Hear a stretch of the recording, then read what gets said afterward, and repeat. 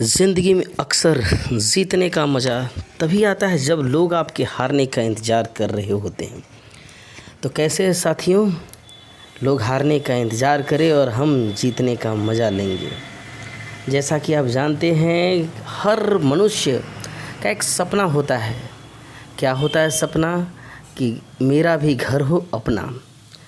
और अगर आपके सपने पर पानी फिर जाए, कभी आपका घर इस तरह से धराशायी हो जाए, तब क्या होगा?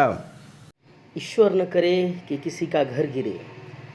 आपको बात बताता हूँ, पिछले दिनों बिहार राज्य के जहानाबाद ज़िले के मकदमपुर गांव में एक घटना हुआ। क्या घटना हुआ? किसी व्यक्ति ने अपने सपनों और अपने पैसों को संजोते हुए अपने सपनों का एक महल तैयार किया। वह सपनों का महल शायद आपने भी देखा होगा कि वह जहानाबाद के मकदमपुर स्थित उस व्यक्ति के सपनों का महल पल भर में धराशायी हो गया। आपको बता दें कि आखिर मकान बनाने में कहाँ कमियां रह गई। क्या आपके मकान में भी तो ऐसी कमियां नहीं है? इसलिए इस वीडियो को सबसे पहले आप ध्यान से देखें, फिर उसका हम एनालिटिकल स्टडी करते हैं कि आखिर मकान क्यों गिरा। यह जो 2 मंजिला मकान था जिसके कि नींव मजबूत थे, तो आखिर इस मजबूत नींव के होते हुए मकान पल भर में ताश की पत्तों की तरह धराशायी हो गया। उसमें रहने वाले लोग का क्या हुआ होगा? सबसे पहले आप वीडियो देखें, उसके बाद आप लोगों से हम आपकी राय जानेंगे।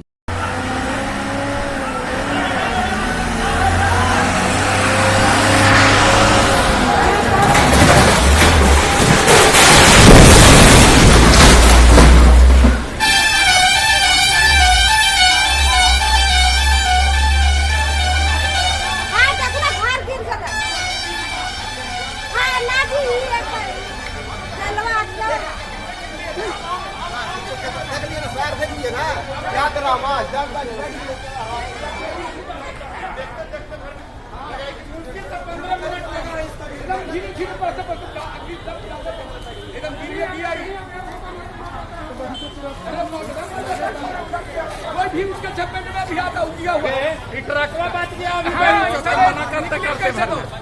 भगवान इसको निकाल के अब तक। वीडियो तो आपने देखा होगा। वीडियो में आपने देखा कि एक मकान पल भर में ताश के पत्तों की तरह लगभग चंद सेकंड, बस 3-4 सेकंड में मकान धराशायी हो गया। आखिर ऐसा क्यों हुआ? आप देख रहे हैं इस फ़ोटो में, जो आपको फ़ोटो उस मकान का नज़र आ रहा है, इसमें एक मकान खड़ा है जिसमें कॉलम भी नज़र आ रहा है। लेकिन आखिर यह मकान गिरा क्यों? हम इसमें यही देख रहे हैं कि कॉलम तो पूरे लग रहा है कि यह 3 मंजिला मकान है और 3 मंजिल तक कॉलम है। लेकिन आप ध्यान से देखेंगे तो जितना मकान नहीं है उससे अधिक लोग इसमें छज्जा निकाल दिए।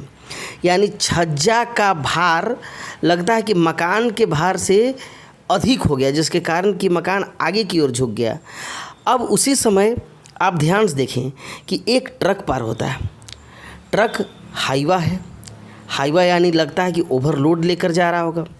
यह ट्रक आप देखते होंगे कि आपके मकान के आसपास से भी जब इस प्रकार के ट्रक गुजरते हैं तो यह ट्रक धरती को वाइब्रेट कराता है। और वाइब्रेशन से मालूम है ना क्या होता है? वाइब्रेशन यानी कंपन।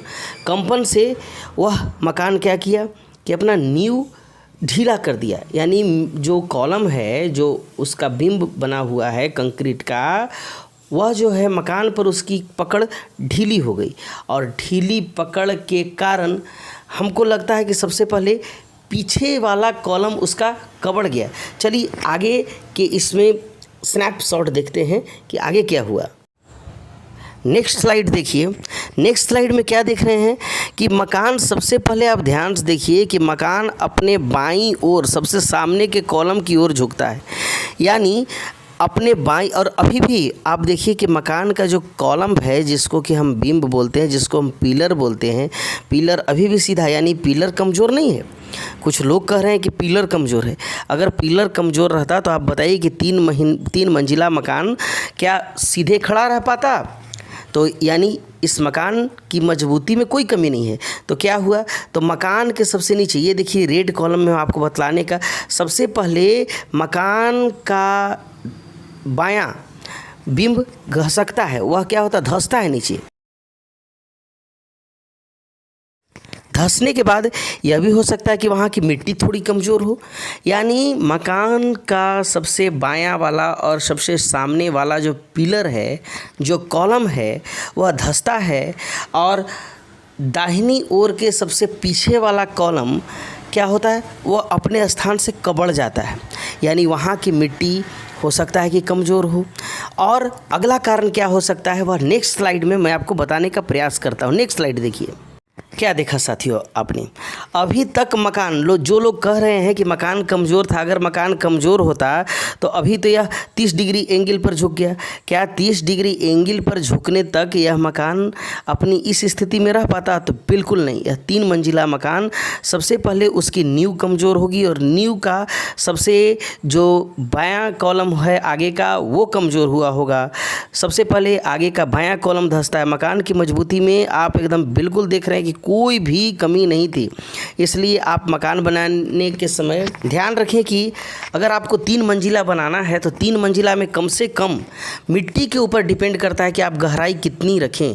अगर आपकी वहाँ पर मिट्टी मजबूत हो, जिस पर कि कंक्रीट वाला पिलर आराम से फंस सके, तो 3 मंजिला के लिए कम से कम 7.5 से 8 फीट गहराई होनी चाहिए।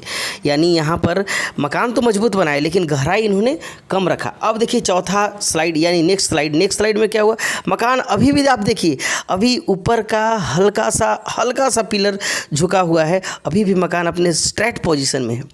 अब बताइए क्या मकान कमज़ोर था? तो जो लोग कह रहे हैं कि मकान कमज़ोर था और मकान ताश की पत्तों की तरह धराशायी हो गया, तो मैं कहता हूं कि मकान बिल्कुल कमज़ोर नहीं था। मकान में जितना डिस्टेंस में, जितना क्षेत्रफल में मकान बना हुआ है, उससे ज़्यादा क्षेत्रफल आपके इड्डैना टाइप के आगे फहरा दी तो मकान गिरबे न करेगा। अगर मान के चलिए, एक कल्पना कीजिए कि हम अपने सिर पर टोपी पहनते हैं, अगर टोपी बहुत आगे तक 2 मीटर आगे तक पहुंच जाए, वहाँ पर 5 किलो का लोड रख दे, अब बताइए कि मेरा सिर नीचे जाएगा कि ऊपर जाएगा? बस यही घटना यहाँ पर हुई है।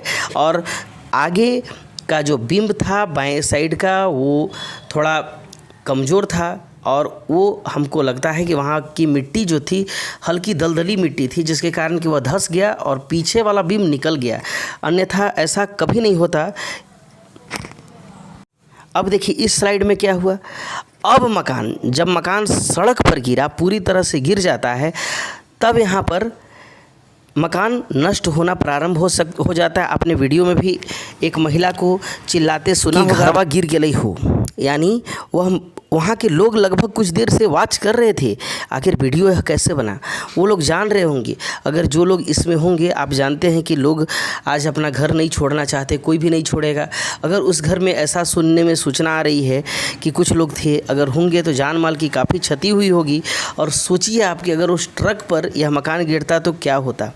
अगर वहाँ पर सामने कोई बच्चा खड़ा होता तो क्या होता, सामने के मकान में कोई होता तो क्या होता। भगवान न करे किसी का मकान गिरे, क्योंकि मकान व्यक्ति का सपना होता है और सपना को सब लोग अपना करना चाहते हैं। तो यह वीडियो आपको कैसा लगा, इस पर अपनी राय, अपना विचार, अपना कमेंट ज़रूर देंगे। और तब तक के लिए धन्यवाद। लेकिन मेरे चैनल को सब्सक्राइब कर ले और वीडियो अगर अच्छा लगे तो इसको फॉरवर्ड कर दें। तब तक के लिए धन्यवाद। जय हिंद।